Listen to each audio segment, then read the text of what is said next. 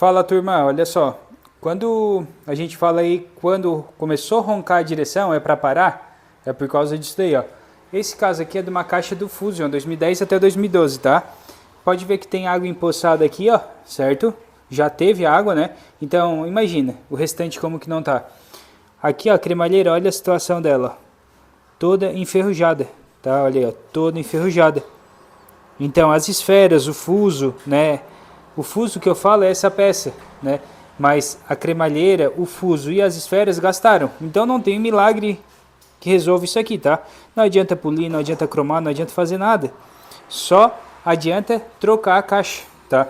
Então nesse caso, ó, roncando bastante.